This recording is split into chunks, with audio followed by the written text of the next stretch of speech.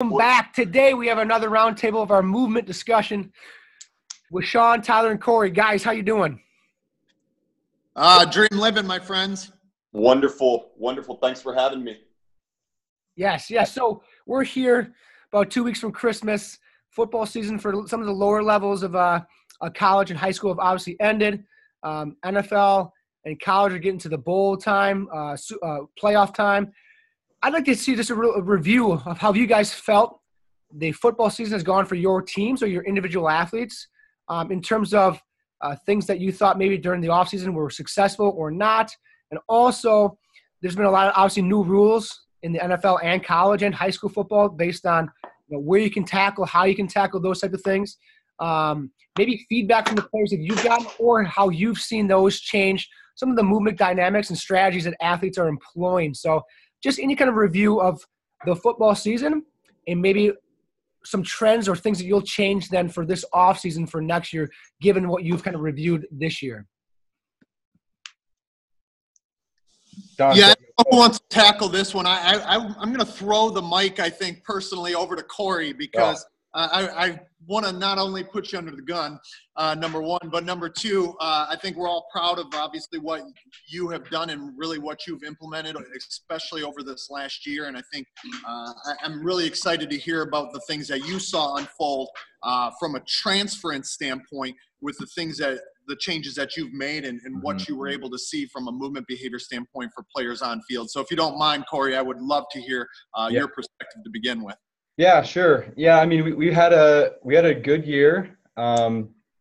We went 9-1 regular season, and then unfortunately got knocked out the first round of the playoffs, which unfortunately I was not able to see that game because that would have been an interesting game because it was freezing cold, it was snowy, and I would have liked to have really seen what the movement capabilities of my players were like, but I just had some other things going on, and so I wasn't able to see it. But from what I saw, the games I was able to see and that I made. I was pretty pleased with the movement capabilities that I saw and the adaptability that I saw on the field. The one game I kind of have in mind is we did play the number one team in the nation. They were in our conference and we lost. We were really close in that game. And for me, that was a really big barometer game from our growth in past years because at my time here, that game has never been close. Like not really close. Yeah. To where and this was really the first year where I felt from a skill standpoint and movement capability standpoint, we were right there. Okay, we were right there. So there were still definitely some things that, like some situations I felt like we got into, especially on the defensive side of the ball. I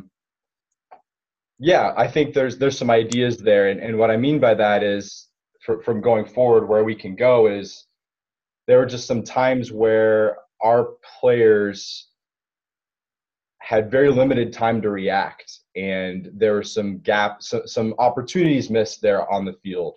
So we're talking like D lineman's closing on the quarterback, and right at that last second, that quarterback just makes that one move, and the D lineman doesn't make the sack or make the tackle, or defensive back maybe has a very short amount of time to make a move or move in on a receiver, and maybe doesn't close that gap quick enough.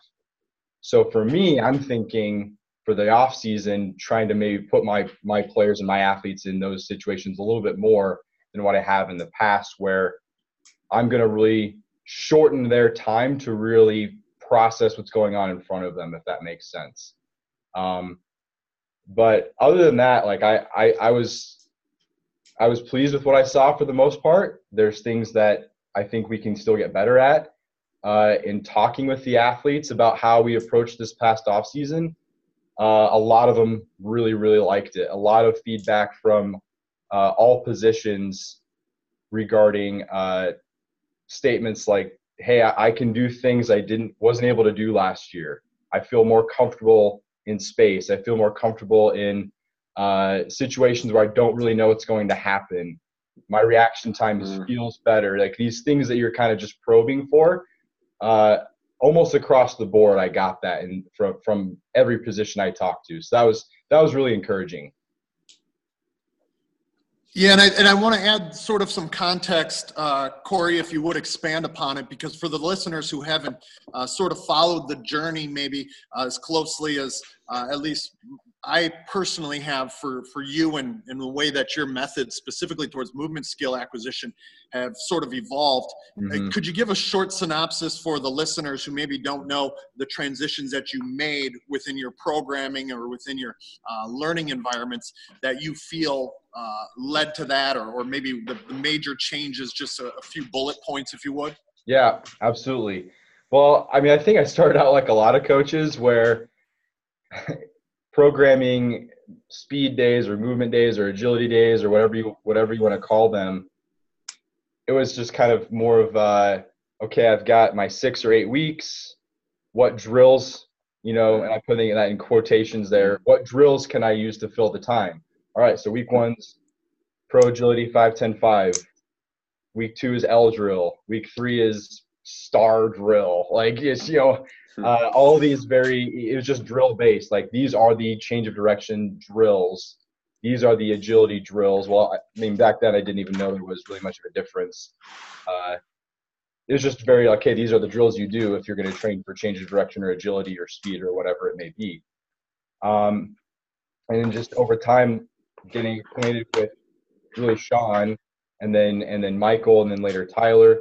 But for a while there, I was just kind of struggling through for myself, following what Shawn was saying on podcasts without ever having known him or talked to him. I just knew that, man, this guy's saying stuff that resonates with me, because not only for me as an athlete personally, I was a drill warrior, but once we got to anything that looked like football, I was fish out of water, and I just saw that way too much in my athletes. So I knew, okay, there's something here.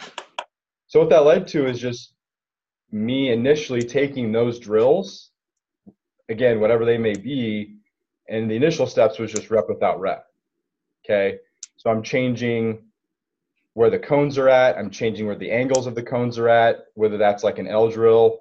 It wasn't always just 5 yards and then 5 yards. It might have been 2 different distances, 2 different angles. We might have, just little stuff like that were the initial steps, and then just progressively took away a drill and tried as much as possible to create a situation and a task to be done.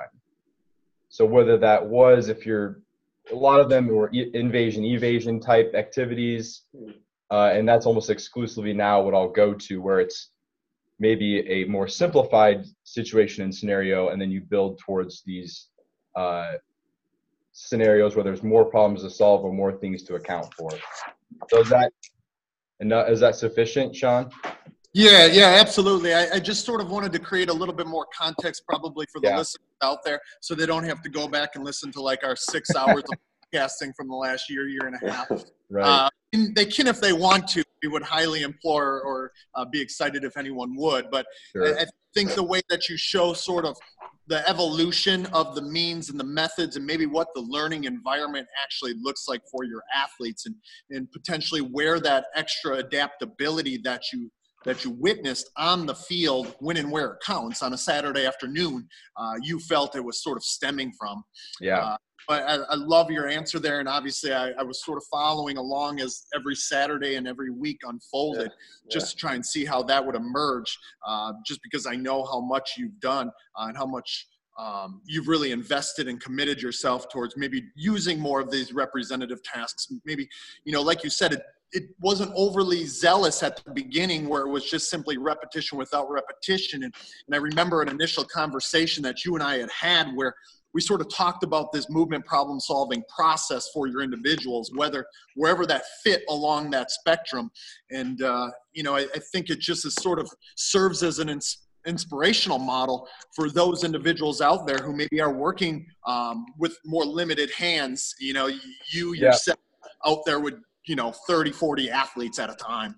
Yep, absolutely. And one thing that I've been very fortunate is the athletes have really grasped onto it and really been very open about it, because I definitely went from, it flipped within a season for me. Like I went from, man, perfect foot placement, perfect angles, to the next season being like, okay, guys, here's how we're approaching our training for these next 8 weeks. You're not going to know every little thing. When you step up to your next rep, you might not know exactly what you're doing. I might not give you explicit instructions on everything and how to do it. Okay, I want you to be creative. I want you to be put in situations where you're going to have to figure some things out, because I'm not going to be there on the field, number one, and no football coach is really going to be with you on the field.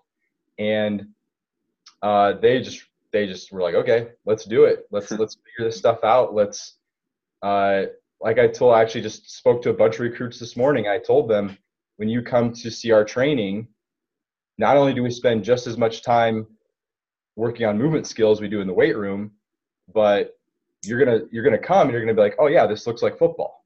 Like this looks like things they're gonna do on Saturdays. And that's just kind of the approach that I took, and they really latched onto it and accepted the challenge. You know, Korey, I want to jump in there real quick to something you said, which I absolutely love. It reminded me of an interaction I had with two players this summer, one of which plays college out west, and the other is a high school student here in the Twin Cities area. And he had joined his brother for the first session. I had not had him before, and it was a predominant on-field session. And at the very end, you know, I'd obviously, had interactions with him the entire session. But I asked him, I said, well, you know, what do you think, man? How do you feel about the session? And his first comment was, you know, I felt like I was playing football. and it just, you know, it kind of just made me chuckle, because, you know, it's those interactions that are so dynamic that we have with those players, and what they are perceiving and feeling is so paramount to what the transfer and carryover is going to be. So I love that. I love that type feedback from recruits and kind of what they'll see. It's fantastic. Now, I know we've talked about this, and I don't want to beat a dead horse, and Korey can speak to this more than maybe all of us, given he's in the college setting. But some of the negative, or the kind of the devil's advocate people will say to what you guys just kind of talked about was, well, that's the sport coach's job. Like, you're stepping on the toes of the sport coach by implementing some of these representative drills and tasks and environments in your training. You aren't the sport coach. You're a strength coach. So in your past experiences, guys, have you ever had like a coach be like, I don't want you doing that. Reserve that. Save that for us. That's for fall practices, spring ball, whatever. You're overstepping your boundaries by implementing these drills. I just like to hear what you guys maybe have heard from that end, because that is a huge thing that you will get. Like, nope, get them stronger, get them faster, and all the rest, the sport-specific perception, there's a decision-making, that representative drill task environment, that's the sport coach's responsibility. And I know we've talked about this, so I'm sorry for beating a dead horse, but I'd like to hear you guys maybe dive into that, or if you've ever had that interaction with a coach that had a problem, or if they just really they're fine with it. I'd love to share there, actually. I won't give any direct names with this, but I've had a lot of those interactions. And so I'll kind of shed light on that. First off, I'd start off with the fact that, you know, I can speak for myself, and I would imagine the three of you guys, and that we're here to just help be a catalyst in the entire endeavor, versus replacing necessarily or just doing our siloed job. So more that interaction and kind of walking them. The analogy I like to give is, I'd love to be able to walk someone a lot further across the bridge versus stopping at one end and then hoping they get to the other side and having transfer. So for me, I've never had direct, please do not do that, from any of the collegiate coaches at the two universities that I've worked at. It was more indirectly, or kind of almost implicit, that we understood maybe we shouldn't. But I've had several where, you know, we have been out working with guys, and this is as I was initially kind of starting to fumble into this, to be quite frank. And, you know, when I was early in the stages of understanding ecological dynamics, and it was more, they were asking questions. And so I felt like there was a platform there. But for me, one of the biggest things is, you know, I feel like that we are trying to give them an opportunity to see information that will be similar to what they're going to experience on the field. And as long as that dialogue is there, I quite frankly haven't ran into it with the sport coaches per se. Maybe coaches that were I was interacting with that maybe felt a little bit differently about how we were interacting with the players. So I can expand upon that, but that's kind of an overview, 30,000 foot view of my experience at 2 universities. Yeah, and I can just speak to where I'm at. I've not had any pushback really. I guess one of the nice things about being a strength coach at a small school is that the sport coaches by and large are like, sweet, I don't have to worry about it. You know, they're just thankful that they have someone who's qualified to handle the training of their athletes. I guess to answer, like, should we be delving into that? I guess my viewpoint has always been like we're in charge of physical preparation, and I think when you think about physical preparation, part of that is getting the athlete ready to handle sport movement, and there's lots of ways we could go down from that, but at the end of the day, what's going to best prepare them for the demands of their sport? And I just think there are aspects of ecological dynamics or skill acquisition or movement, learning how to move and gaining or skill or adapting, whatever, however we want to look at it, that just can't be ignored from overall just athlete preparation. So that's just kind of my take on it. While, we're not discussing like route running or, we're not really discussing plays per se. I don't think I've ever gotten too close to practice. And there are times where I think I actually need to make my environments more representative, to be totally honest with you guys. Because I still feel like personally, sometimes I do get a little bit more, to use the D word, drill focused or whatever. And I think it should be more representative sometimes. I still don't think I'm getting too close to practice in those areas. Well, and for me personally, of course, most people will probably know exactly where I'm going to go with this answer. First and foremost, I think we can go back to sort of the old training Bible called Super Training, where Sifin Verkhoshansky said, sport is nothing but a problem-solving activity where movements are used to produce the necessary solutions. And if we do that and take that as a catalyst for all of our work, whether we're strength and conditioning or physical preparation or athletic performance enhancement, or if we're the sport coach, or if we're the position coach, or if we're the athletic trainer, or fill in the blank. If we use that, that's the thing that connects us all together and all of our roles together, is movement. And if we're not addressing movement in the way that it looks, acts, feels, and behaves like it will when they play the sport, we're probably doing a certain disservice or injustice for the athlete in their preparation. It goes back, Korey, to what you said. If we are in charge of physical preparation, if that's what one's title is, or if your title is movement skill acquisition coach, or if your title is position coach, the movements and the way that the individual utilizes and organizes movements in order to interact with the environment and the problems that they find within that environment are of vital importance to us. And it should be of vital importance to each and every one of us. And to me, that's the whole thing when we start to communicate more with these respective individuals, those sport coaches, those position coaches.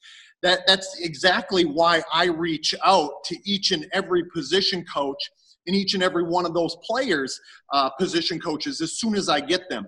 As I've mentioned before, I think on podcasts with Michael and Korey, where I will reach out to the position coach. I will reach out to the strength and conditioning coach. I'll reach out to a sports scientist or athletic trainer and a number of different people on that staff.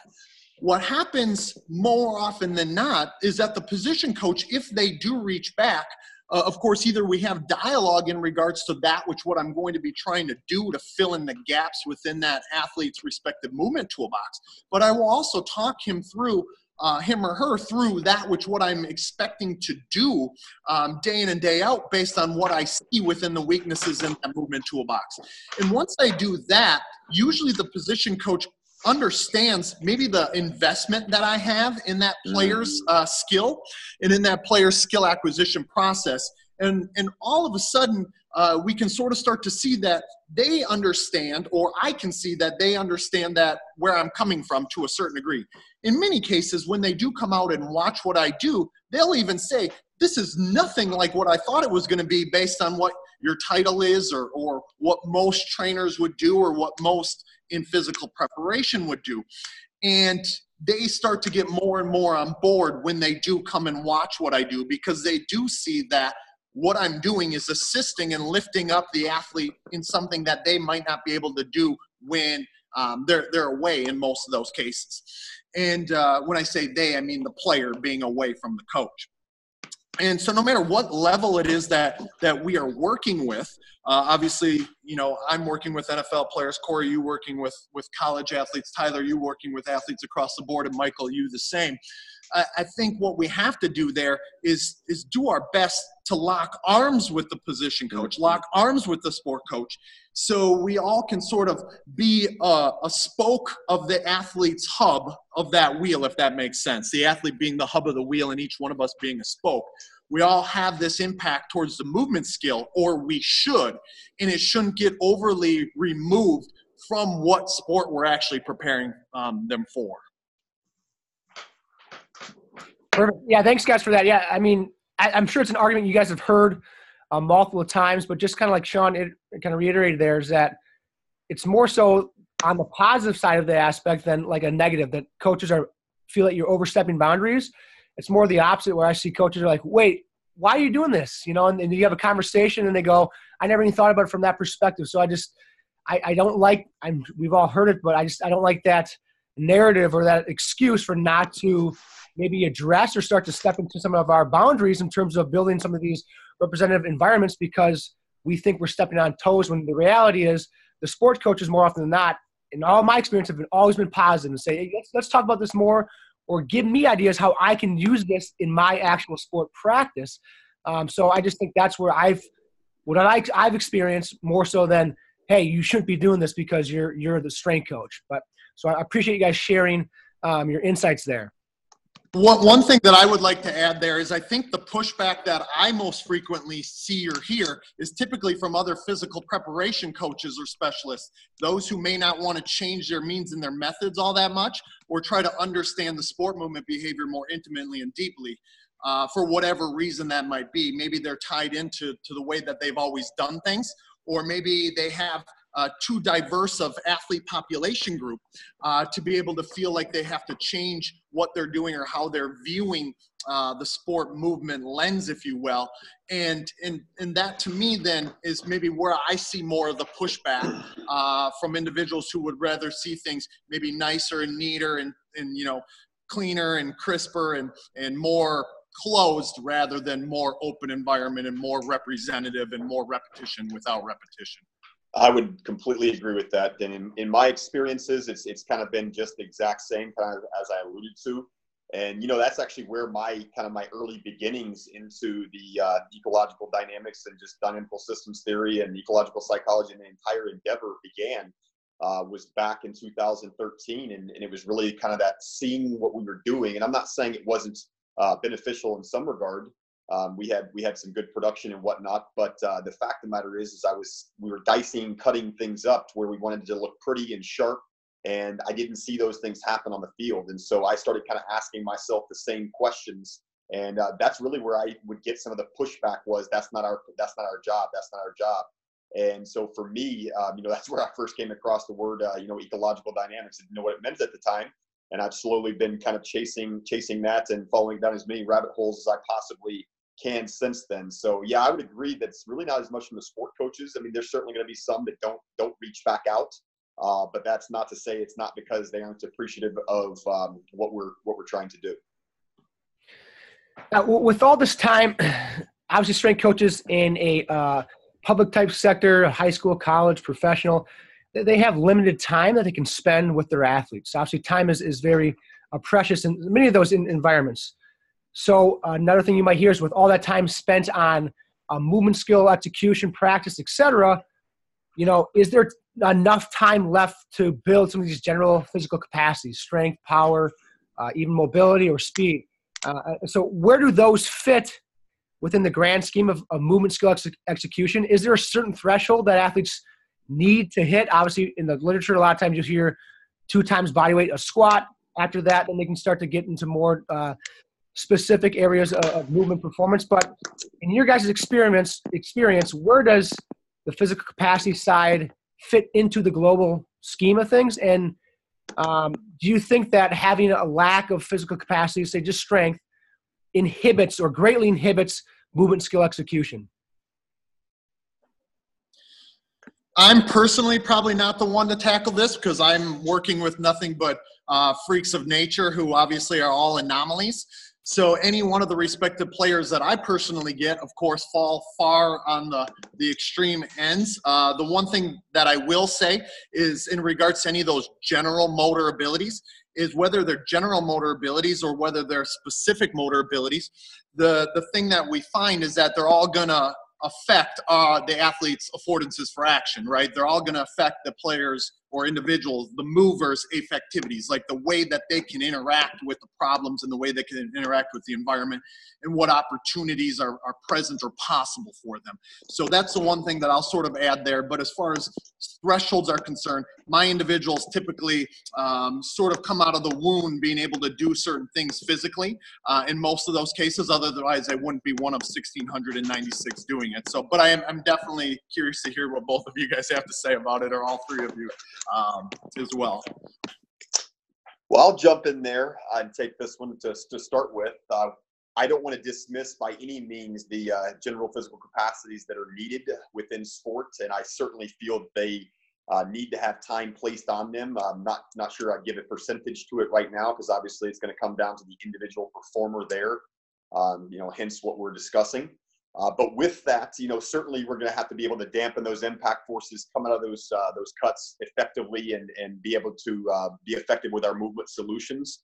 But at the same time, really for me, it started with we don't want to have them have to handle those impact forces too much. We need to make sure they can do it with weights first. And then I started to realize kids jumped off of playground benches. Kids played in the woods and moved around on single legs. And so for me, it was, why was I taking this linear approach to how I was loading everything from, say, a plyometrics, say a barbell, dumbbell, kettlebell, whatever it may be, whenever they were going to go out and actually play their sport and not load it in that particular regard. So with that being said, for me, I have almost gotten to the point, unless the athlete is just so apparently limited at that particular time, that I'm going to kind of address it all together.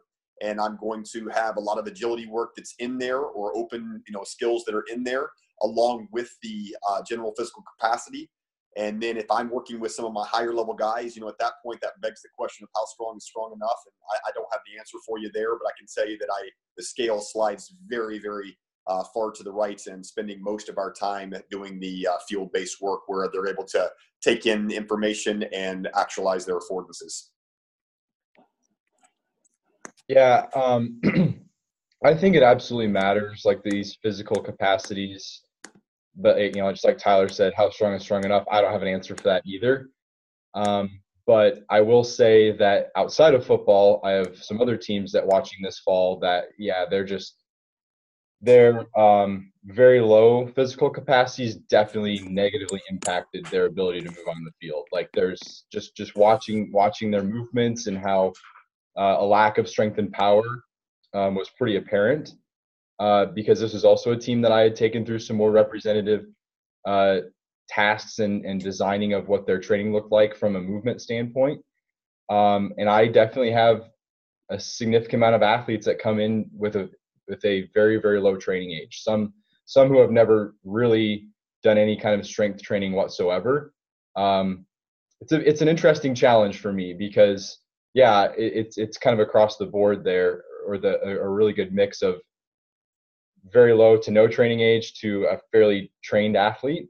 And kind of going back to, I try to talk to my athletes quite a bit as far as just like getting their thoughts on things. So these athletes who I know I've taken their general physical capacities from pretty low, and even just elevating them a little bit, they give me feedback almost every year once they get into spring practices, how much different they feel as an athlete. And as Shawn mentioned earlier, that increased strength and power definitely impacts their affordances. And I guess that's what I come back to as a strength coach of, will there be plenty of examples of athletes who aren't that strong and aren't that linearly fast or won't have a eye-popping numbers that will be really, really good? Yeah. And there's going to be examples of the opposite, right? We all know those, right? Of just like these athletes who are great numbers and on the field, it just doesn't really show up. So I try not to get too caught up in that. But going back to the other part of that question of, are there like prerequisites before you start getting more representative or more open, I guess we could say it, design of training? And I would say that I don't really have any, other than being just, smart with how I start things. It's just ultimately they're going to have to face spring ball or the fall anyway. And then it's like, if I didn't prepare them for that, then I don't think I did my job. So go ahead, Tyler. Oh, sorry, I didn't jump in there on you. I thought you were finishing up. I just thought you made two phenomenal points. One of which I'm not sure if it was directly implied, but you were kind of alluding to different positions is kind of what it sounded like, honestly, to me. And I think that is going to matter if we were talking about more of a grinding type versus more of a ballistic open field inaction type. And I think that there begs the question of, it's going to be dependent upon who it is, once again, that you're working with. And then the other thing, which, I may post about too often on social media, I want to apologize for it, but the things to me that are really impactful are those interactions, and not just the interactions with the players themselves, but the interaction with the coach and the player, because I feel like far too often that, we interact with people, but it's more jokingly. It's not actually to see what they, ask them what they saw. What did they hear? What did they feel? What were you thinking at that time? Sometimes the subconscious, they weren't thinking anything. They came into it with their intention, and things unfolded from there. But I feel like that, we see affordances, or we perceive the information in the affordances differently than our athletes do. So if we're not interacting with them and are able to pull out what they're seeing and feeling and hearing, then I think we're a detriment to them. That's a little side topic, but that was a great point that you made. Michael, I'm personally curious, because of the wide diversity of athletes that you work with, what your stance or your answer to of that same question that you just posed would be. Yeah. Obviously, physical capacity does matter, but I think it matters less than most strength coaches would make it out to be. I mean, I have middle school, high school athletes that, like you said, exhibit wonderful strength. You could see like in open dynamic movement environments, but they look weak as a kitten in the weight room. So I just think there's such a disconnect between what is strength. Like, does strength in a squat really mean that athlete is going to exhibit strength on a field?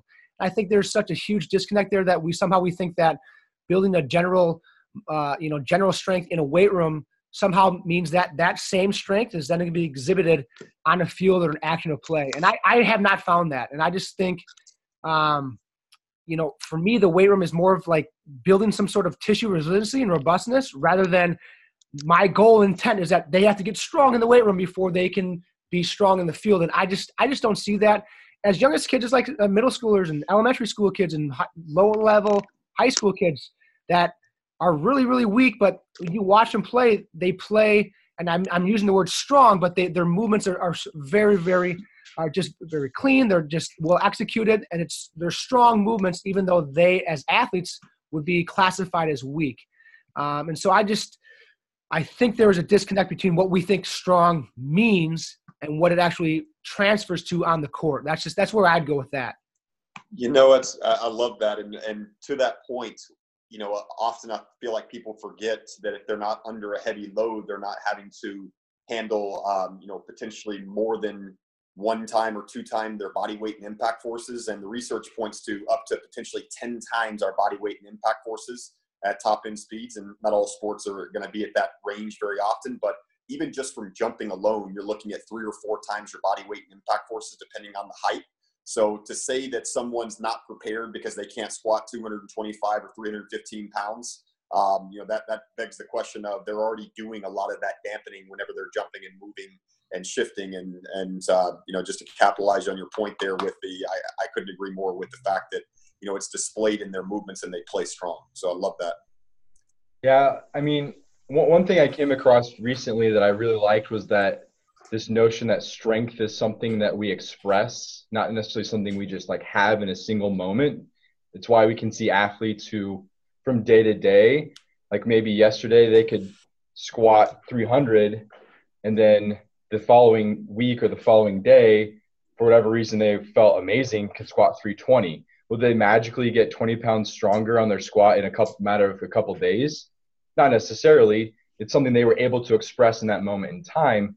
And I think what we're finding out more and more is that the ability to express that strength is somewhat very time dependent, right?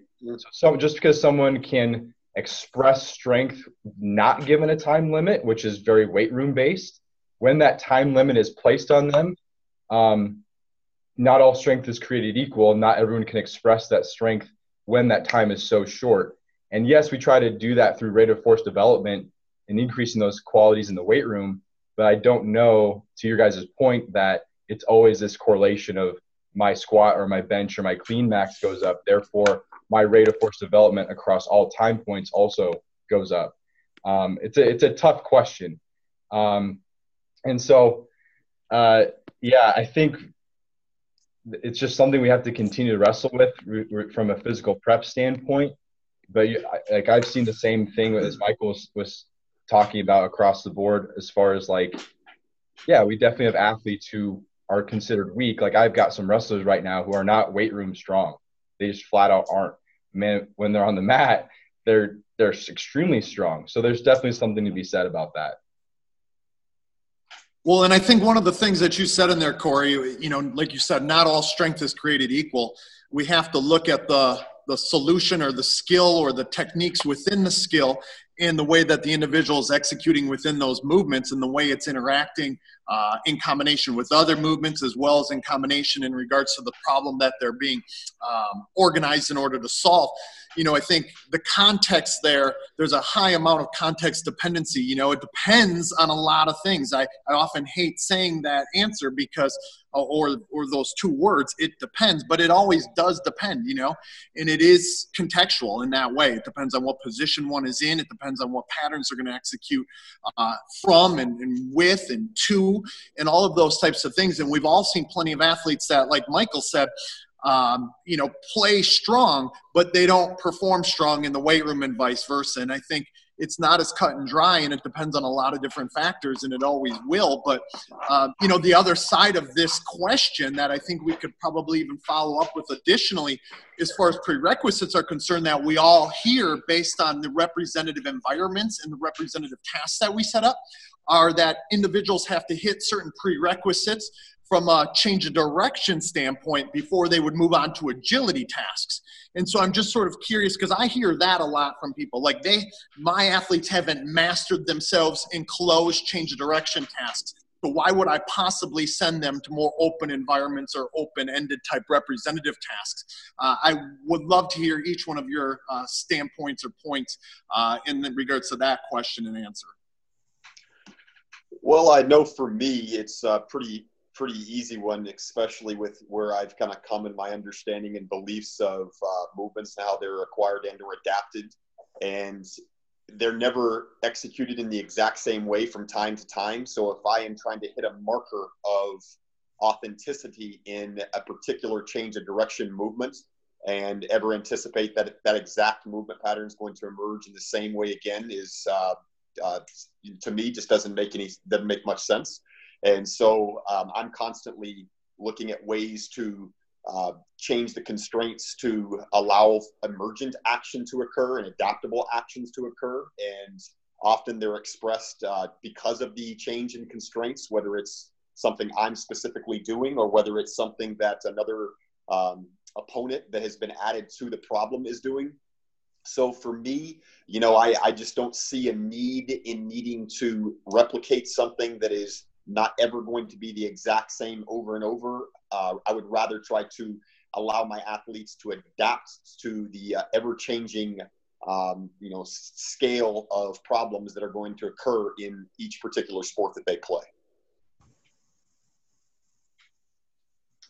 Yeah, and I guess where I come at that is just through researching this topic and learning more about this topic.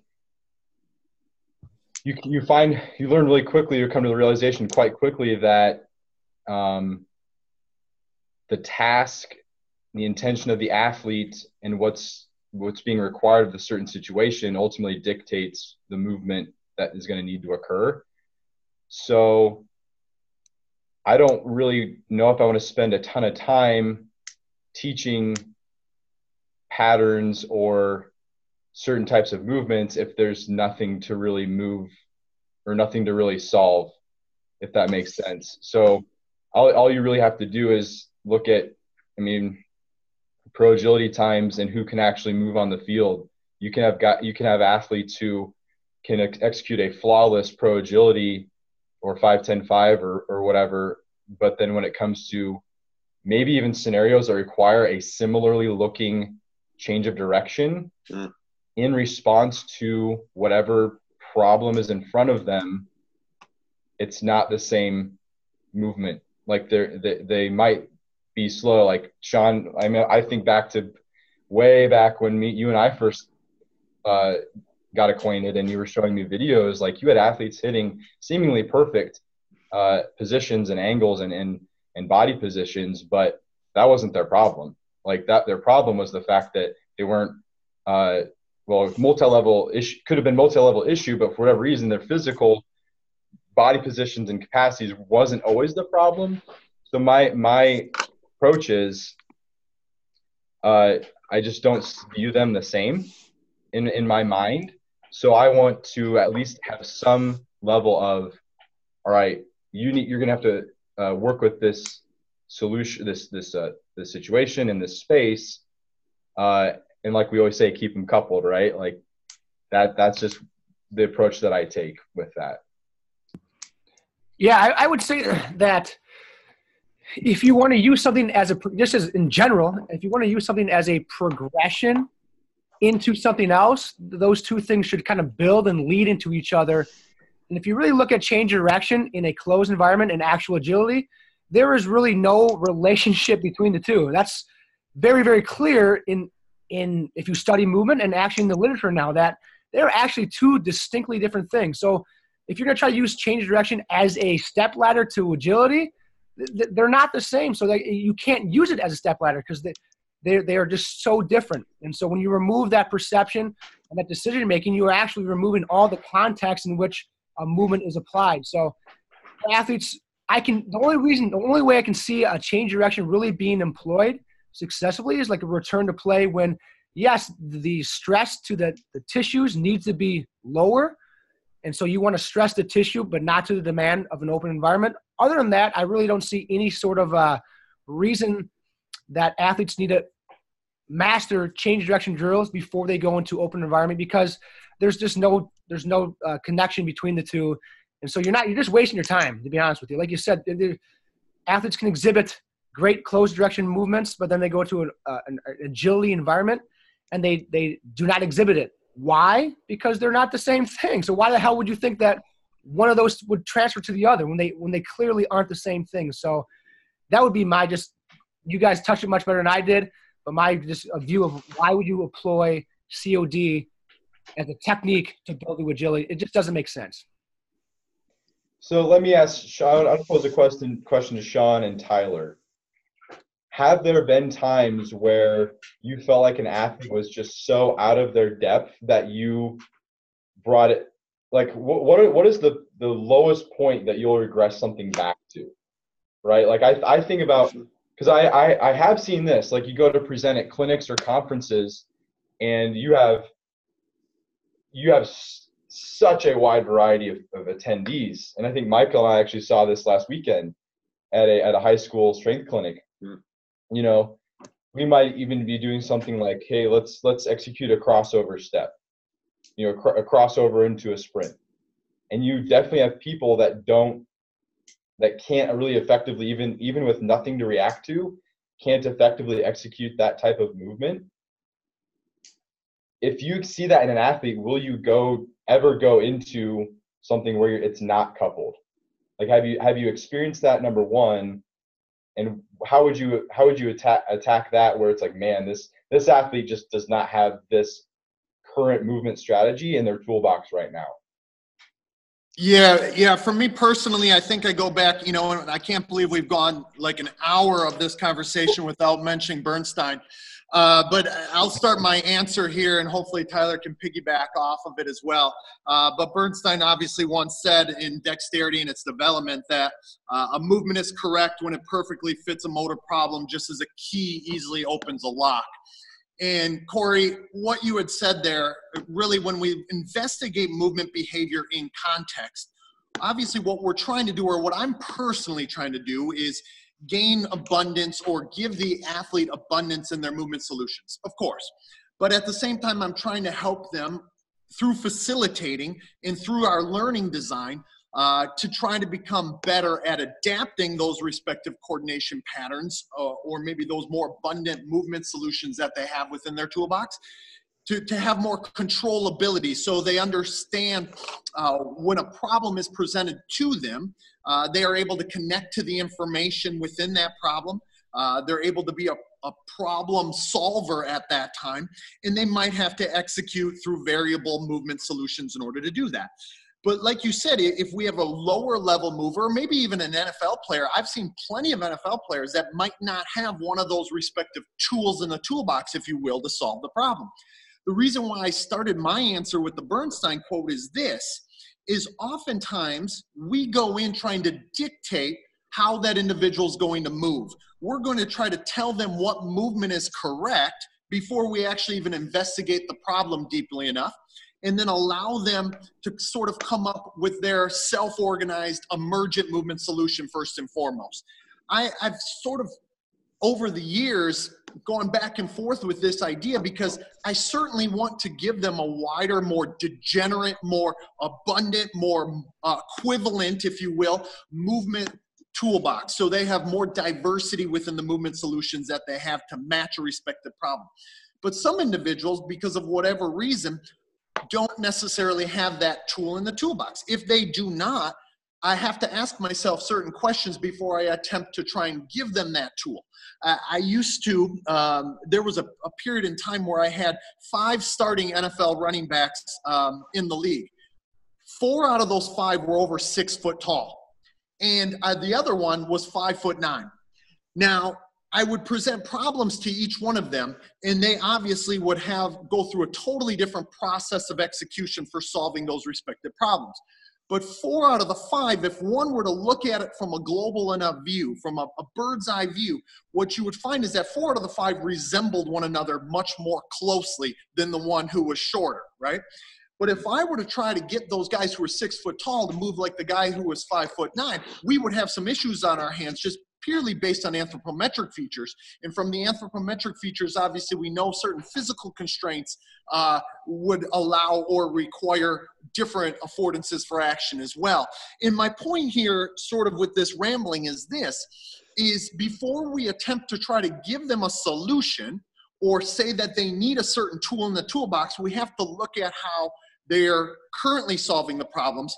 And if they are finding the key to the lock, so to say, if they're coming up with a solution to respective problems, or if they don't have any solutions at all to those respective problems because they're missing that crossover action, but they're also missing a power cut and they're also missing a speed cut, and they really can't cut at all. Now, all of a sudden, we have to determine how much do we regress that.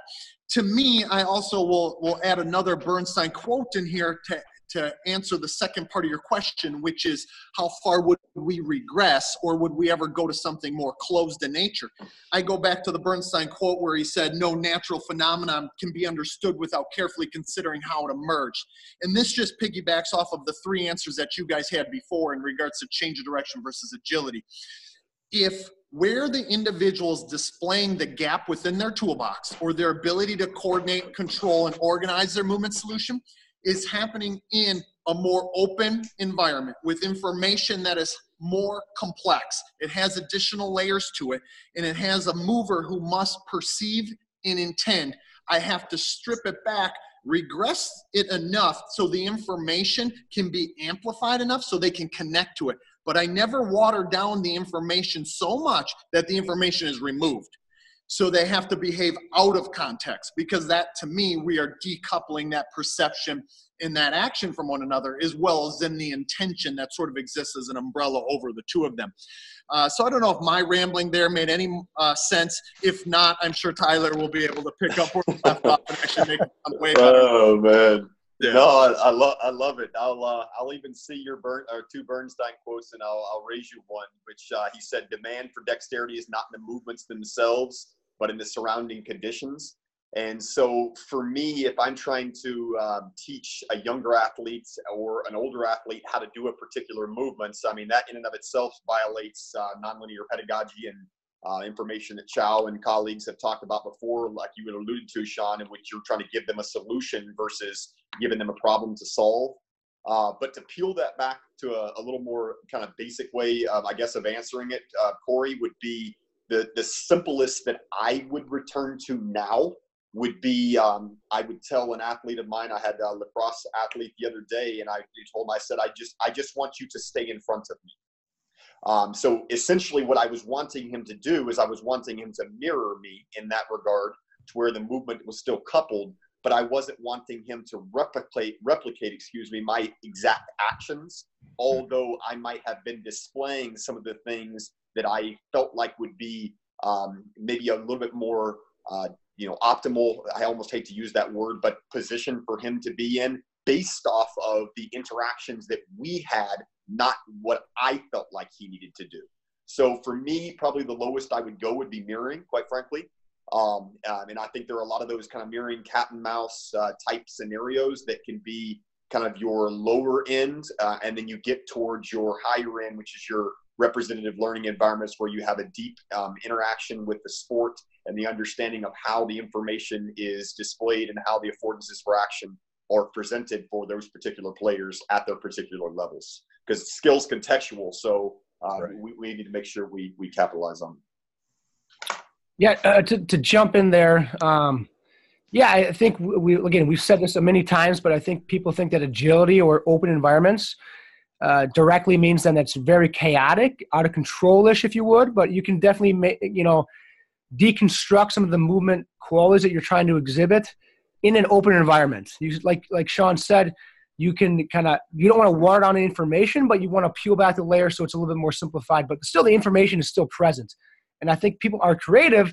They can definitely construct very maybe less dangerous or slower speed movement breakdowns or just environments, but the information is still present. So it doesn't mean that you have to just go like crazy open, chaotic environment, and that equals agility, and then change direction on this end of the spectrum. Really, the reality is you can do a lot of these just kind of technique building, if you would, or just tissue building in open environments that the information is still there.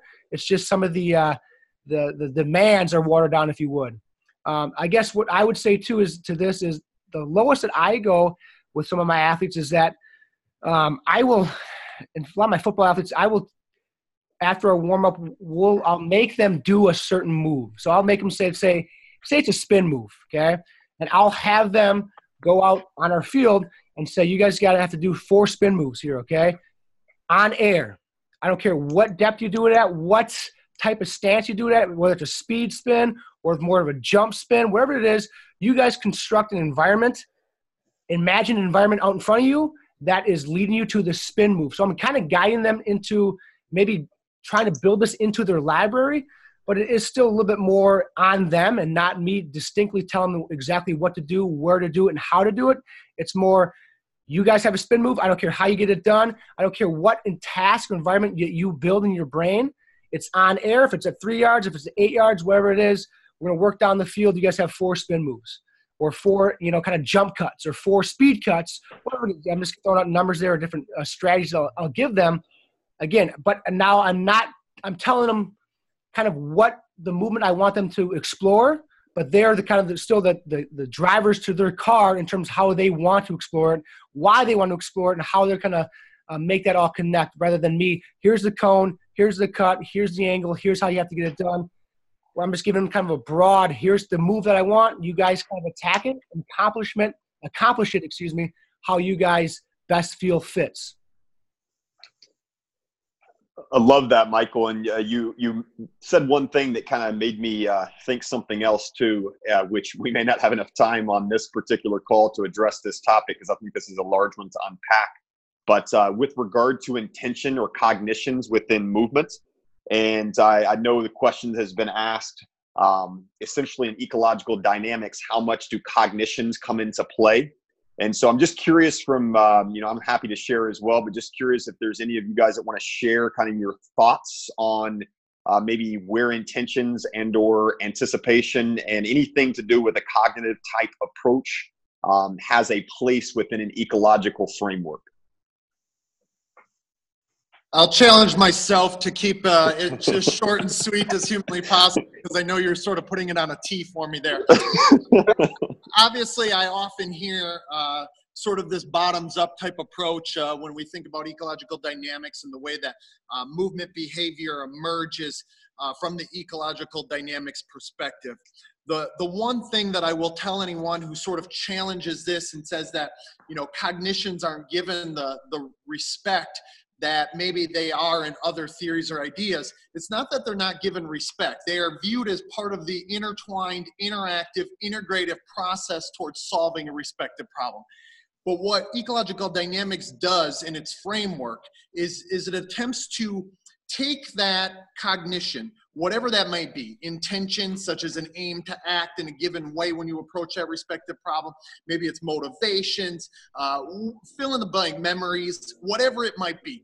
The role of those things are just more integrated. And so when we think about cognition within an ecological dynamics perspective, in the way that it attempts to then not only view it, when I say it, I mean the movement behavior in the sport. So to view it, to understand it, and to explain it, we don't technically use this hypothesis that there's just generalized motor program or this schema, where too often I believe and feel that we've thought or felt as though there's a sort of homunculus, this puppeteer within the brain that just takes this plan and then just dances around with the puppet and then execute this respective pattern.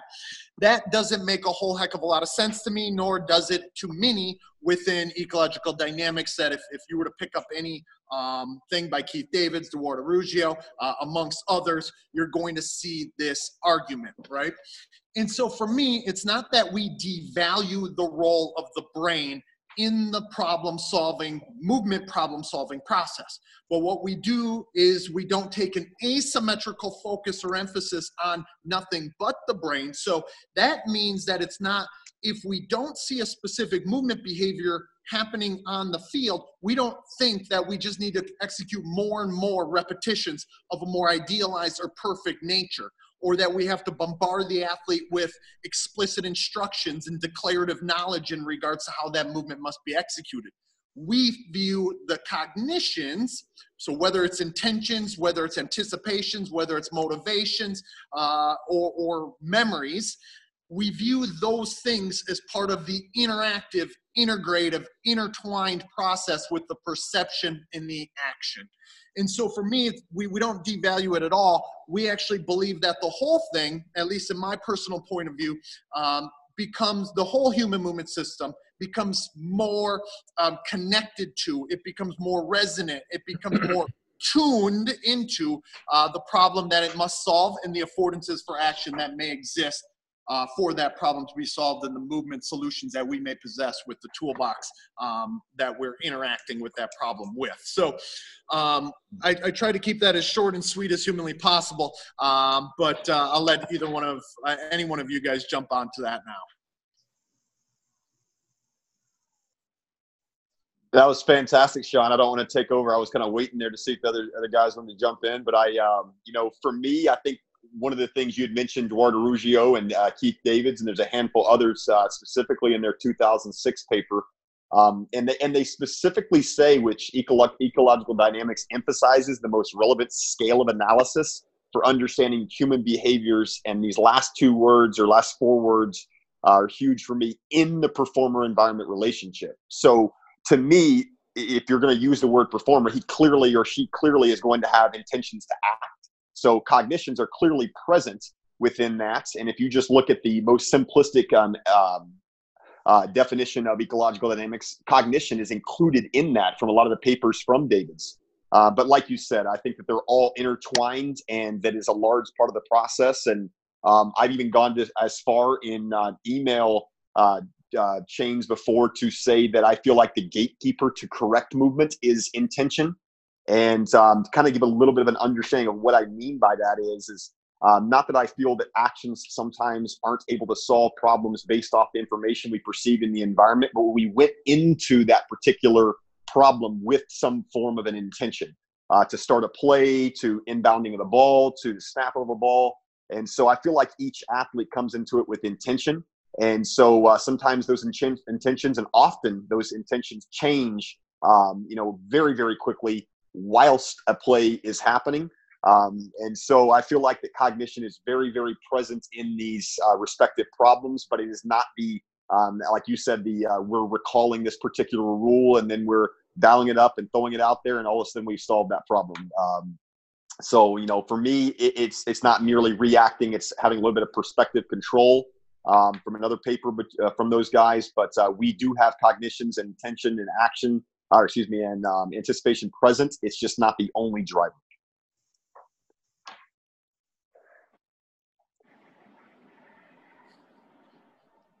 I have nothing to add. I'm good. You guys covered it. I would like. We got about half an hour here left. I have a couple questions, but Tyler, something you said, kind of peeling back the layers on intention. That's something that you kind of brought up that really resonates with me. Playing football, I played receiver. So as a receiver, you have a clear intention every single route. You got to be here at this spot, approximately at this time. You have a clear intention. And based on what the defense is doing, how they move pre-snap, after snap, post-snap, etc., clearly can mess with that intention. And a lot of athletes that I played with or coached have really had a hard time adjusting, like, hey, I have to run this post. I have to make this cut at 10 yards. I got to be at this spot at this time. So they have a clear path and intention what they need to do. But then things change, whether it be pre-snap, post-snap, and they're all messed up. Like they just cannot adapt to that change of the environment in front of them. They can't change kind of their preconceived intention. Well, I have to do this, and they can't change or adapt to making it look a little bit different, but still get to the end spot at the same time. Or you said, Tyler, someone's got to inbound and pass in basketball. Well, what if that first pass is covered? You see so many people panic, like, oh crap, that was my intention. In practice, this was open. Now what the hell do I do? I think that intention is it really interested me because it just made me think now, well, what happens if your first and second intention is not there, like what you intended to do isn't there, and you have to adapt or be creative in the next step of the process. I don't know if maybe I'm just speaking out loud, but I don't think you guys have anything to share. No, I love that. And I won't take too much time here because I know Shawn has plenty to share on that topic. But a friend of ours, I say ours because I know it's specifically a couple of us here, Ross Cooper, he it's funny because I've always felt like intentions are very, very important to action, but he constantly talks about how these are just, ever changing within movement, and how, you've got intention upon intention upon intention within a particular problem. And much the same as you just mentioned, Matt, that kind of, for me, he kept going back to it. I'm like, why does this guy keep talking about this? And I realized that, clearly, like you just gave that example off the one I gave, which was what happens if I try to inbound that ball and that pass is now closed, or that opportunity for action is now not available anymore. They emerge and decay so rapidly, as Ben Franks has told us many times within movements. So for me, I feel like that's where, you have to have a little bit of that understanding of anticipation of what can happen within a play. And that's where your exposure and your overall experience and, that whole understanding of what game-like scenarios happen, that it allows us to be able to, gather from our rich stock of experiences, what we can do in that particular emergent action. Before Shawn kind of chimes in here, so to me, doesn't that kind of highlight the importance of messiness and making mistakes in training? Sure. I get that at some point the athlete needs to know what to do. If it's a set play on an inbound, the athlete's got to know what's going on first and foremost. He has to know what play is called. He or she has to know what play is called, where the teammates are going to be at least trying to get to. But that scenario, like Michael, you just outlined of, well, where's the defense lined up? What if I'm knocked off my route? That all has to be covered at some point. You can't be covered in the game. And if it is, that to me is a problem. So it goes back to our question way at the beginning of overall preparation. And why I really like telling my athletes and putting them in scenarios where they're not exactly might not know exactly what's in front of them sometimes until they start the task. If it's a running back trying to create space or get around a defender, they might not know until they literally turn around what's in front of them and what problem they have to solve in that kind of scenario. So I just think it highlights the importance of not perfect, pretty practice and making mistakes and learning from those mistakes and being exposed to those types of situations before it's lights on game time. Well, and I will try to keep this as short and sweet as humanly possible, because you guys all came up with really good points. And like Michael said earlier, there isn't any need to necessarily beat a dead horse. But to me, everything that you guys are talking about really highlights dexterity, of course, the ability to solve any emerging movement problem with any situation or under any situation and under any conditions, right? The situations being any respective aspects of the task constraints that are changing. Places and opponent behaviors and opponent positions and opponent intentions, and the way that we interact with that with our own behavioral dynamics, our own movement behavioral dynamics at that sort of multi-dimensional level of that complex adaptive system that is the human movement system, the perception, intention, and action, and how that couples and interfaces within the problem is something that is so imperative for our scale of analysis, but also when we think about skill acquisition means and methods that we might utilize. And so for me personally, when I think about coupling one's movement to the information that is present within that problem, no matter how complex that problem is, it's always going to contain information that is powerful and that has or contains affordances for us to act in given ways. And for us to become more functionally fit, and I just mean more purposefully fit towards the goals that we're attempting to achieve or attain as we interact with that problem is really imperative.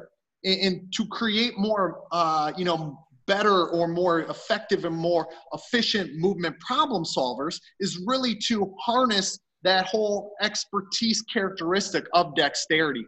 And if we were to use that as our driving force in most of that, what we're doing, and when we look at what individuals are doing in our practice settings, like you said, Korey, it's going to have some messiness to it because they are going through a problem-solving process where they're really trying to do that, which what J.J. Gibson said, which was perceive to act, and then, of course, act to perceive. And like Tyler said, our intention fits within that as well. That is an interactive, intertwined, integrated process. That's really what self-organization of the movement behavioral dynamics is about. It's about solving that respective problem that is emerging in front of us. And it might change repetition to repetition in a repetition without repetition fashion. So, obviously it's something that we could probably spend hours talking about because it is highly complex. It is a bunch of interacting component parts together, and it's always going to be dynamic. I mean, it's always changing. And so that means just like no two problems are the same, neither are any two solutions. So we have to look at that in context and sort of this n equals 1 based on the individual interacting with that problem for what each one of them stands with, the sort of disposition of both the problem and the solution at that moment in time. Love that. Absolutely love that. It's, as I'm sitting there listening to all you guys go over that, one thing that's interesting is I was kind of thinking about conversations, Shawn, you and I had in the past, and then something that you just mentioned, Michael, you obviously a receiver. And I have a couple receivers, but one of which I work with plays for a team up in Canada. And I remember watching, it was like midway through the year this year, and I won't say the actual name of the play, but he was supposed to be cracking down on the D end. And all of a sudden he had this like weird kind of stumbling move, and then he ended up not, and went out on a route, caught a pass, and scored a touchdown. And we were just conversing about it. He was just back in town just recently, and I asked him, I was like, "What happened there?" He's like, "Well, he actually did say the language just started to come out even more." So he said, "Well, my intention was to chop this guy, because that was my job." And then that guy fell, and so he thought, "Well, I'm not just going to stand here." Obviously that thought process didn't unravel in 10 seconds. It happened immediately, and he went out for a route and caught a pass because the quarterback checked down. And so things happen that you don't anticipate to happen because his intentions changed in the matter of that play. So for me, that just right there, and along with what all three of you just said, just kind of paints the picture for how much that is present in our interactions on the field. Well, and the other side of it is this, and then I'll sort of, I want to hear Michael's thoughts on the matter as well, coming from his perspective, both as an athlete and as a player, as well as now, obviously, as a sport movement skill specialist. The other side of it there is, like I said, we perceive to act and we act to perceive, but the fact of the matter is this, is we can never become too attuned to the specifying information within the problems that exist within the environment, but we also can never become too adaptable. And that's the whole thing that I think I personally find from many of our ways of looking at things from a movement skill acquisition standpoint, is we can never become too adaptable, so our athletes can always improve in that capacity. But Michael, by all means, I would love to hear both your perspectives from an athlete as well as now, obviously, as a highly equipped sport movement skill specialist. No, I mean, I don't have much to add to what you guys kind of hit the nail on the head. I mean, I just think same thing that we as coaches, when you get into more of the team setting, is that I think coaches really and athletes, they see things either drawn on a board or in a playbook, and they think that's how it's going to end up. Like this is how it's done. That's how it's drawn up. So this is how it's going to work on the field. And the reality is that it never works like that on the field. And so, as Korey went back to, it goes back to, we have to allow our athletes to make mistakes, and put them in environments where maybe what their intention was, directly at the beginning of an environment changes immediately, and they have to adapt. And so none of these skills, and they are skills, can be developed if they're not exposed to it. That's what it comes back to me. Like how we expect our athletes to change their intention based on post-snap read from a defense if they never have a chance to, be exposed to that or adapt to that in practice or in training. And so that's what it comes back to me, is that, again, as more and more we talk, I see less and less of a need for anything that isn't like what we're just discussing. If you're not giving ample opportunities for your athletes to experience these things, then what the hell do you think is going to happen on a game day when they experience it for the very first time? They crap their pants, And so that's just where I go back to it. And yes, it means it's going to be messy. It means there are going to be mistakes. And I know as coaches, we hate seeing that. Like, we hate seeing an athlete make a mistake or screw up or do something wrongly or have a failed repetition where they didn't actually succeed. But at the end of the day, on a Saturday or Sunday or Friday night or whenever the game is, those things will then become better at that environment, which is what we want at the end of the day. So those are my 2 cents on that regard. Love it. Love it. You know, and last thing I'll add, we can quit beating this horse, is something that Marco Sullivan he's had in a paper or an article a while back. It was kind of 4 or 5, I can't remember exactly, but points touching on representative design, kind of going back to that. And one of them is, you know, just hence the nature of nonlinear pedagogy, which was, you know, you're obviously going to have improvements that occur, but then there's times of stall, there's times of regression. And then something that I actually have on a PowerPoint, a little hat tip to you, Shawn, is something that you said before, and I kind of was a little puzzled when I first heard it a couple of years back, was celebrate mistakes. So much of what I do is error-centered. And clearly we're celebrating some of the positive things that happen as well, because that helps it resonate to the athlete. But kind of to touch on both of what you just, Michael and Korey just now said, with putting them in unique and challenging positions because they may be there, or, you know, they need to be there because they will be there, is huge for me. Well, and in that celebration, I think as we reframe the athletes' perception as how they go, their literal perception within the session as they make those mistakes, as they reframe their idea on what it means to make a mistake, it just offers a learning opportunity. And it's a learning opportunity to not only see if the movement skill that you have and the way that you originally executed or coordinated or controlled that respective movement skill was stable, meaning did it achieve your goal, and how flexible was it, how adaptable was it to meet the needs of the problem. And if you made a mistake, it just represents an opportunity for us to learn and acquire greater skill, or hopefully fill in the tool in the toolbox just a little bit more, fill in that gap within the toolbox. Perfect. Is there any other kind of burning topics you guys want to bring up and discuss? I have one personally that I would love to get each one of your perspectives on, just knowing that not only are each one of us sort of at different time scales of our employment of this repetition without repetition, or more representative task design, or more problem solving orientation within our skill acquisition, movement skill acquisition programming. I would like to know what each one of you personally sort of found or finds as limitations or weaknesses from a repetition without repetition practice structure. What challenges have you had to overcome? What do you still have problems with your employment with it?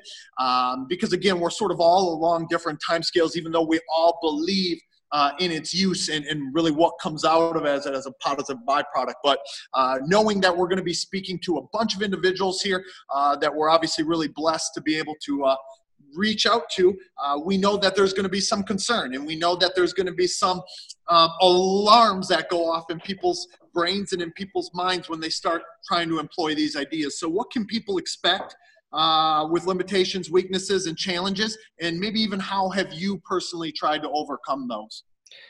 I'll start here. One, I would say as a coach, it's harder. It's very easy to lay out some cones and go, hey, let's go 5 reps at this side and let's go. It is challenging, like especially if you're like in a college setting and you got 5 sessions in the morning, like every single rep, or you're changing things, everything rep to rep. So it's repetition without repetition, or you're constructing tasks, environments, and letting the athletes explore. It's definitely harder as a coach to kind of let the environment kind of explicitly coach the athletes rather than you implicitly coaching every single repetition. So it's a mind shift for coaches to be, because it's so drastically different than what we are probably comfortable with and used to.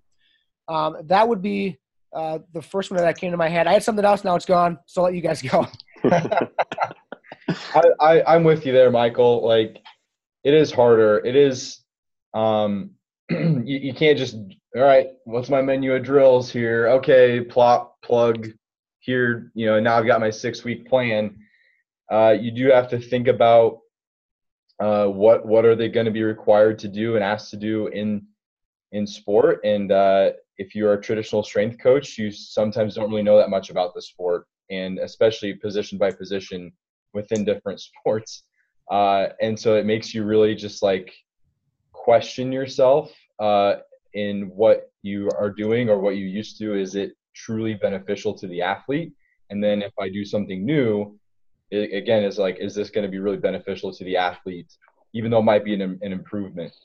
I think where I still question myself with regards to rep without rep is I don't want to be random. Like, I don't want to just be all right, change the space, change the time, change the angles of things. I still want to, like Rob Gray, although we've never interacted with like one-on-one, he challenges that all the time on his podcast, like constraints-led approach, rep without rep. It is not just this randomness of like changing things for the sake of changing things.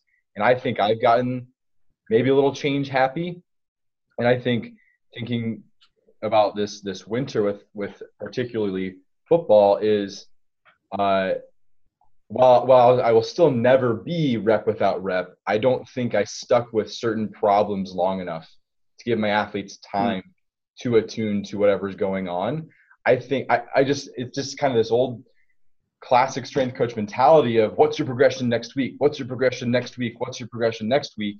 And I think not only could I have started, if we're going to think about further along in the progression, I didn't sit with a certain maybe type of problem long enough before I changed it on them and didn't give them enough time to really work in that space for certain problems. So again, I'll still do rep without rep. It still won't be truly just like the same thing over and over. But I think maybe I didn't give enough time, or I felt like I had to change things all the time. And I think I might have gotten a little change happy, if that makes sense. So I'll be the check down on those boxes before I kind of give my piece, but I can definitely agree wholeheartedly with both of you guys, Michael and Korey. With I can't say I thought it was going to be easier, but it certainly is not easier. It is a lot more work, which is kept me up a lot of late nights and gotten me up a lot of early mornings, which is all exciting and I love, but it is certainly challenging. And kind of to add to the challenging piece, and I know, Michael, you specifically deal with this. We've talked about this before, and Korey, I'm sure you do just as much so I don't want to take that away from you. But it's the understanding not only one sport, but multiple sports, because you're working with multiple sport athletes. Yeah. And so that in and of itself, and understanding the intricacies of those sports, and I'll be the first to admit I'm working heavily with lacrosse right now, and I know a lot more about it, but it's still not something I know as deeply as I would like. And so that part is challenging. In addition to that, one thing I would say that for me is a little challenging sometimes still is if I do have multiple athletes, I don't as much as I used to, that are of different sports in the same group, how can I make it as representative for them? That way they're able to have that higher level of attunement and adaptability versus if I had a handful from the same sport. So that's been a challenge. I've been able to work out a little bit with looking at some of these tightly coupled interactions that occur in each sport, and then understanding that I don't always have to have the surface be the exact same for that particular sport. So if I do happen to have a couple basketball players with a couple of lacrosse athletes, there are some actions that occur that are very similar within those sports. So it's not beneficial for those basketball players if it's not done on a basketball court. So that's helped me a little bit. And then as far as the randomness, I 100% have been in that scenario, still fall into it at times. But I can tell you that for me, and I've heard on Rob's, you mentioned Rob's podcast, on his podcast, he had Danny Newcomb on there. And one of the 5 points that he gives notion to that is for a constraints-led approach is number one, being constraining to afford. So I think having an understanding of what we're trying to invite for those particular athletes is certainly challenging. But for me, it is looking, how can I give different layers to it, and not worrying so much about, am I doing it in the exact order? Because we don't know how the exact order is going to be. Every action that occurs, an interaction that occurs on the field is. So, for me, that's let me breathe a little bit, but I'm still not randomly just like throwing things out here and there. And Shawn, you had actually posed to me on a Twitter chat not too long ago. I posted a video of working with a younger basketball player And it was, how do you expect, I don't remember exactly how you worded it, but something along the lines of, how do you expect to continue to challenge that particular athlete? And for me, it was adding different opponents. It was creating or allowing for different surfaces. It was changing the spacing, changing the speeds in which people are going to come in. It was inviting, I actually already have done it, inviting his parents to a session. This is a 13-year-old kid, so for his parents to show up at a session and he's kind of not understanding what his parents are doing there, and that's not to take too much out of your boat, Shawn, because I know that's something you've done for a long time with your athletes, but it's amazing how much it changes those intentions, kind of going back to what we had talked about. So for me, I know that's a mouthful, but absolutely with the challenge and the difficulty level, the understanding of, is random okay to a certain extent, but it certainly needs to have an understanding and ability to constrain, to afford or invite those particular actions that we would like to see occur as coaches. And then what do we do if we have multiple sport athletes in a particular group? And Michael, I think you do an awesome job with the videos, obviously, you've posted of kind of displaying that. I don't know how you sleep with the amount of time that you probably have to spend to not only do them, but post them. But I love it. And I think everybody else does as well. So it came back to me challenging. I know I've talked with some coaches about this, is like when to step in when mistakes are made, and when to give some space for the athlete to kind of internalize it or to figure out those mistakes on their own, and when to step in and actually say something, or maybe correct something. And maybe that is really hard because we want to correct rather than maybe facilitate discussion or thought process towards something. That's hard as coaches, to rather be a facilitator rather than like a dictator and telling the athlete, this was wrong, do this, rather than, hey, asking leading questions for them to kind of solve that for themselves. I still have a ton of mistakes, trouble with that, like just knowing when to step in, when to stay quiet, and when to kind of step in. And sometimes I'll sit through a session for 15 minutes and I've said like two things. I'm like, well, I'm not even coach. I'm just standing here, But obviously, that is very uncomfortable feeling for us not to be constantly communicating or cueing or giving feedback. I think that's just, as a coach, that's when we're not comfortable with us being silent and letting the athlete just go through repetitions and changing things and letting the task and the environment kind of be the coach rather than us interjecting every single repetition. Love that. You just said something. I've got to jump in. I apologize if I cut you off, but with the theme of Shawn's conference this year, the Sport Movement Skill Conference with Cohesion and Convergence, with that, you had mentioned cueing and like when to jump in and feedback and this and that. And even though, obviously Richard Schmidt was a schema theory, Schmidt's schema theory, that's one of the things with the overall understanding of, you don't need to, as something he proposed, you don't need to say something each particular time. And for me, that's actually kind of been a blessing. I can go 1, 2, 3, 4 times and allow that to kind of implicitly kind of sink in, for lack of better words, and then be able to interact and pull out more information to then be able to vary the constraints a little bit more effectively to allow those actions to occur. So maybe there are some similarities between some of these several motor learning strategies, but I love that part. And then last thing I'll mention that it just came to me, and I will apologize for stealing this from you, Shawn, because I'm not sure if you're going to say it or not, but I have to mention it because it's something I wholeheartedly agree with, which is with this particular approach, understanding how do we really know what contributed to the effects? How do we know what actually worked, didn't work, what happened?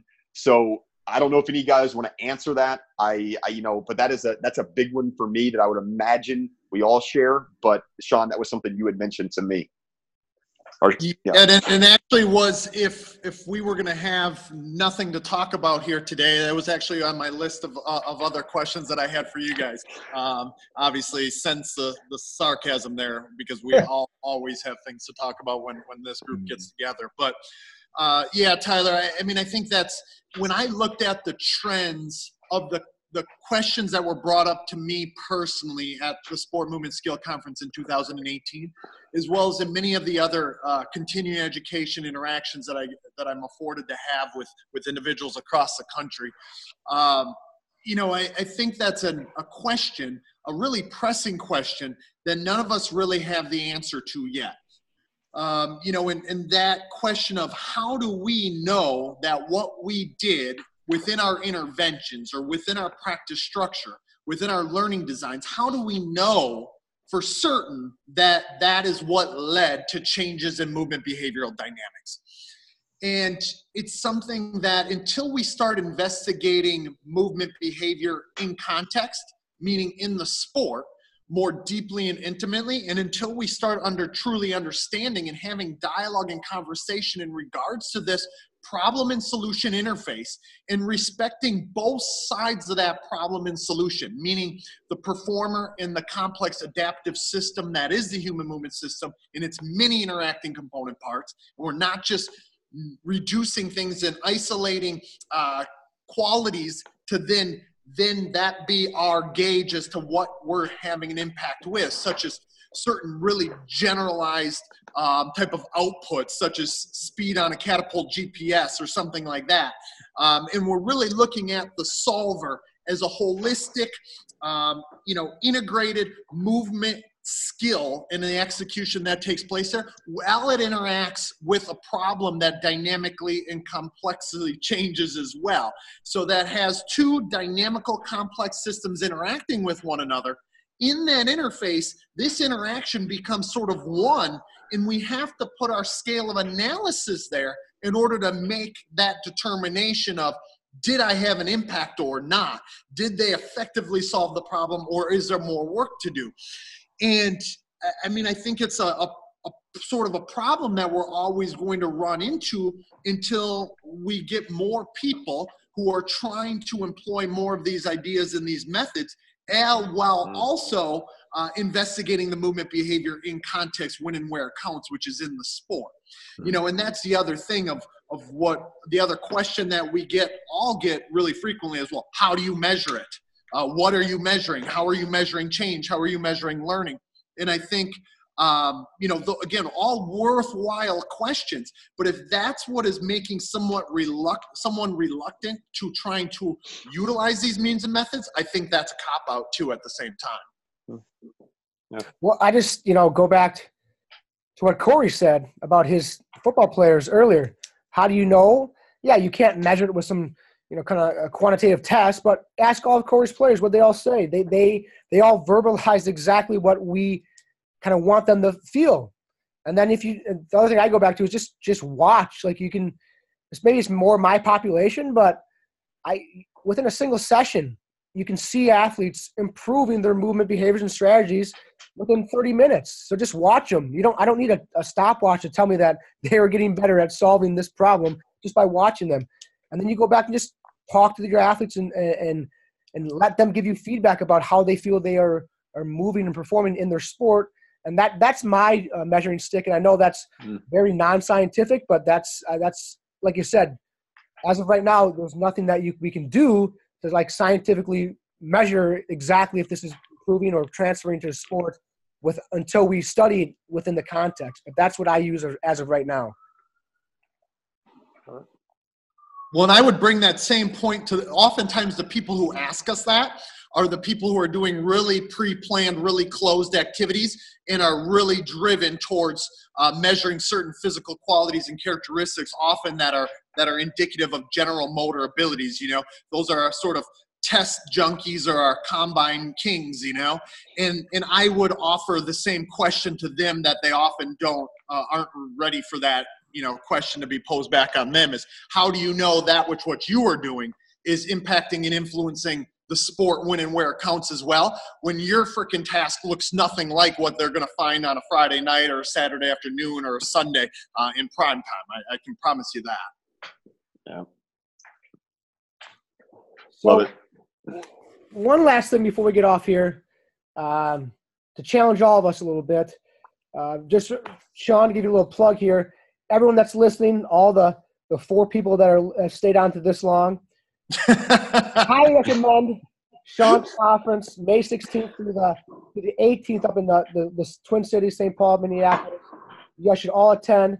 But as Tyler mentioned earlier, kind of the theme this year is meeting in the middle for movement skill, for the sake of movement skill, cohesion, and convergence. So if you guys think about us 4 right here, maybe what are some ideas that maybe we differ on between us four that, and maybe, why do we differ on these views, or what are some things that you guys know that we maybe differ on, just us four sitting right here? And Shawn, you can kind of go on to maybe the goal of the conference in May with that tagline. What is your goal with that? Yeah, and I can start here, which will give both Korey and Tyler some time to sort of think about those things that we differ on, because obviously we do have many similarities, and that is sort of the primer for what the conference really is about. Oftentimes we get in these quote unquote pissing matches across the different theoretical perspectives that exist within sport movement skill and behavior and understanding of motor control and motor learning. And I think at the end of the day, we have more similarities than we have differences. And to come together and to really converge for a common path towards really truly understanding sport movement more deeply, that's really what we all want. And to have a greater impact and influence on all of our athletes, that's what we all want. We have those same similarities in place to where our passion and our energy is all about movement behavior, whether we exist on an ecological dynamics perspective or whether we exist on a perfect practice, repetition after repetition type of theoretical construct. We all want the same thing. We just go at it at different directions, and we explain it and attempt to understand it in different ways. And I think it's up to all of us to sort of be the example now for the community of sport movement specialists to sort of stand in that middle ground where it's going to be probably really uncomfortable at times, where there's going to be some debate. But at the end of the day, what we can come back to is we can reflect on those similarities that got us there, our common ground that we stand on. And that's why I want to have that cohesion, aim for that convergence, and stand on that common ground together, locking arms. So that's sort of what we're after. And I think what your question there, Michael, sort of gets to is that we better all have things that we disagree on, but we all can come back to the things that sort of passionately and energetically unite us and the perspectives that we need to go. So it isn't about necessarily getting four people who all agree on a respective topic together to talk about things. To start having some of these uncomfortable conversations, I think is sort of the challenge point and represents a place for growth for our entire sport movement skill community. Yep. I mean, just between us, something we could bring up. I don't know if you guys had anything that you guys wanted, but I know Shawn and we've talked about this before, like mimicry or just studying another athlete. I know you are kind of not very against it, but you just have it's very slippery slope. And maybe it's my bias as when I was an athlete, I love to study other receivers within football. And so I lie on the end of a bias of I love for my athletes to study other athletes that they kind of look up to or kind of they think they mirror their game after. And I know there's a slippery slope, but I'm a big fan of mimicry or studying other people in the field or your position. Even if you do lack some of the movement dynamics or basics of that athlete, I'm a fan of studying other movers and trying to mimic in some situations, mimic some of the things that you gain perspective from that studying of another athlete.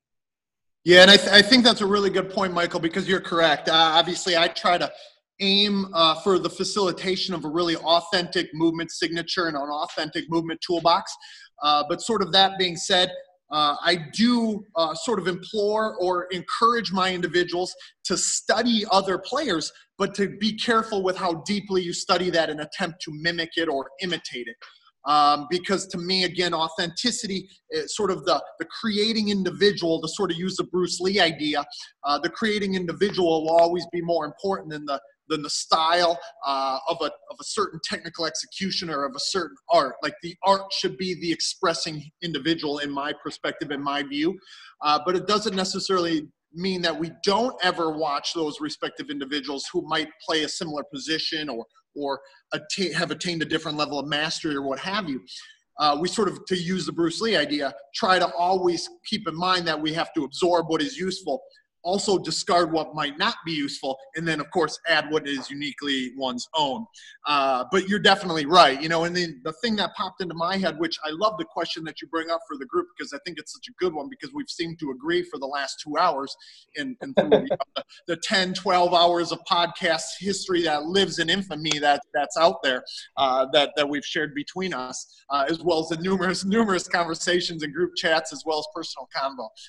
The other thing that kind of picks out to me, I remember back to a conversation that we had with Joel Smith and Scott Salwasser, and then you and I, Michael, where it was about the representativeness of the specificity of the information, or the specifying information within problems. And of course, you sort of made the argument for I won't call them gimmick lights, but like flashing lights and agility lights. And I know that's not the majority of that, which what you do, but you made the argument about kind of standing in that with a time and a place for those respective tools, whereas I'm obviously much on a different wavelength than in that respective topic. But that was the first thing that popped out to me as well, even though I think it probably depends on the level of athlete that we're talking about here as well. And then that might be where your answer is stemming from, if I remember correctly, back to that conversation.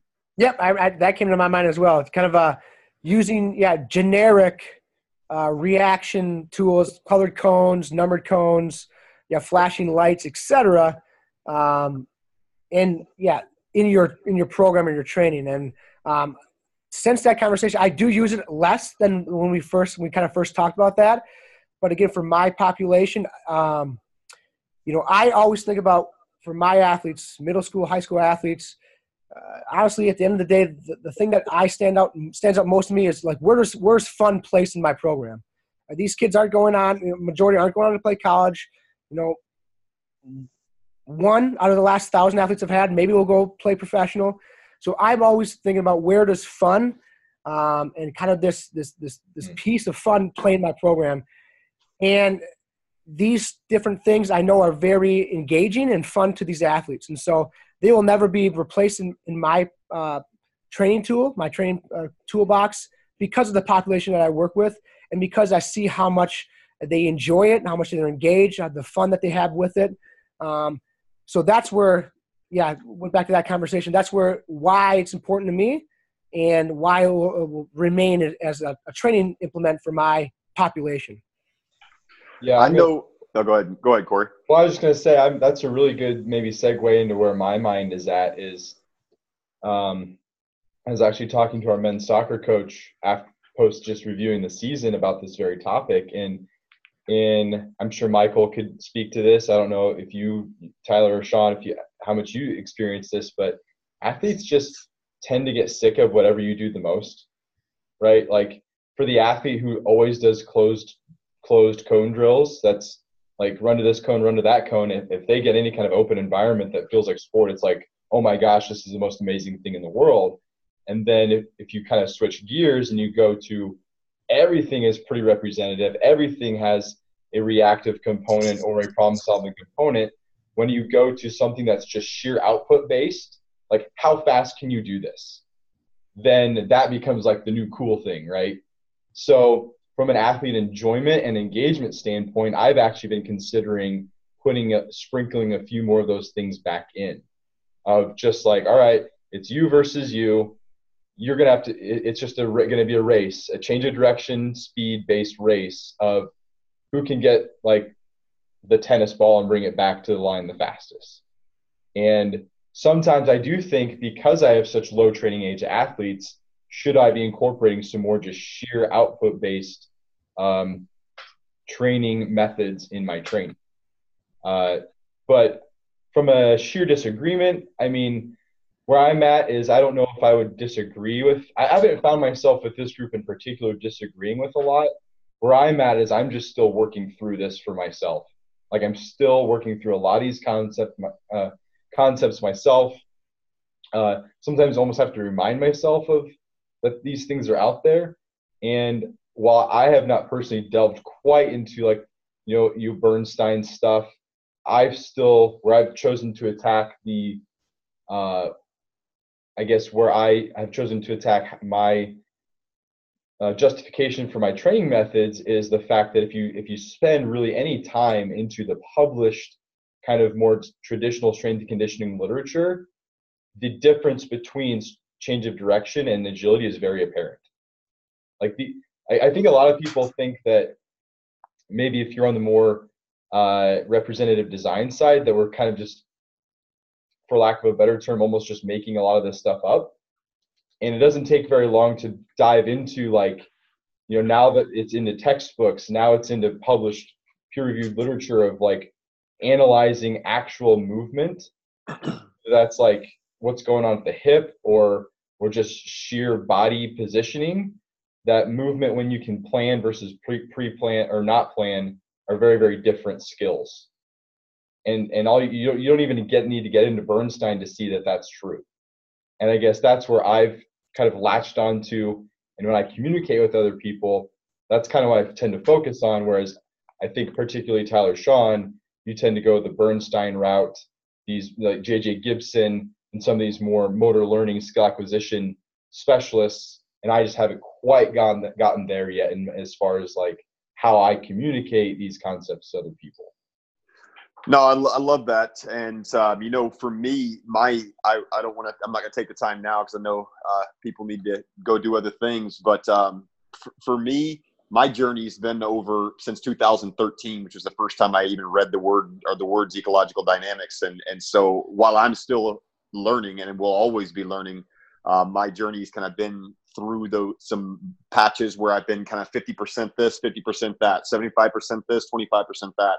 You know, as far as differences, you know, knowing a fair amount about the three of you and then more about some of you than others, for me, and this could be due to the population that I have, varied from professional athlete down to, you know, traveling and teaching abroad where language is a massive barrier and they don't understand what I'm saying is being translated, but I need those nuances of kind of what I'm talking and or not doing to help out. So for me, I do a lot of, and I don't want to necessarily say teaching games for understanding, but more of a game-centered approach for the general fitness population. I think might carry over some to some of what you guys do, but I do it a fair amount with the general fitness population. And I know coordination is different, depends upon what we're doing. It's very contextual, but at the same time, it helps develop that overall coordination and control that the person is able to have. And so that might be a little bit different. And then I trickle that into a lot of my youth athletes, because back to that 3-letter word that starts with an F and ends with an UN, they love to have that part. And so I keep probably a fair amount of that in there. And then I'm able to kind of trickle in or interleave in my representative learning. So to not, maybe it's me more thinking I'm going to bore them, even though they usually latch onto it. So that might be a little bit different. And then you guys know I use kettlebells quite a bit. And I know that overall coordination and movements and dancing with them as a weight almost is obviously quite different than what is displayed on the field. But that same kind of excitement and understanding of that they're having fun and enjoyment, and the fact they may not be weight training necessarily, but they clearly are because they're moving in an inertial, you know, or a piece of equipment that has inertia. And so for me, that might be where I differ, is I spend a little bit more time into some of the weights with even moderate level athletes than I do just field, but I'm still heavily field based in nature with my training. So I don't know if that helps at all, but those are probably the two that I can kind of think of, because I think we do have a lot of similarities.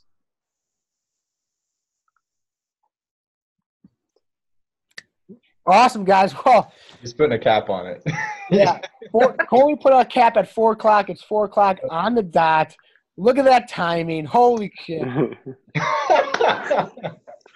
Any last words, guys? Miracle. Greatly appreciate you having us on, Michael. Thanks, Mike. I really appreciate it. A lot of fun chatting with you guys as always. Yes, it is. But yeah.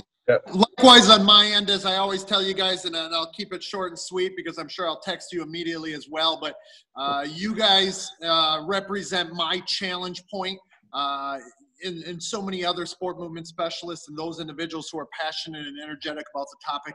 You represent the challenge point to push me and implore me to improve and commit myself towards that process. So I thank you all publicly for doing exactly that, as well as any of the listeners who might be out there as well.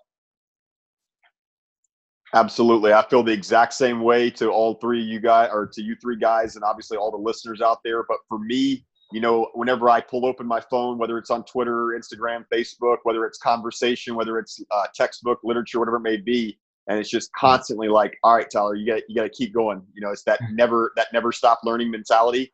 And you'll see somebody do something. It's like, oh, I need to get up earlier. So I can't express my gratitude enough to you guys specifically, since you're on the call, and then certainly to all the listeners out there. So thank you very much.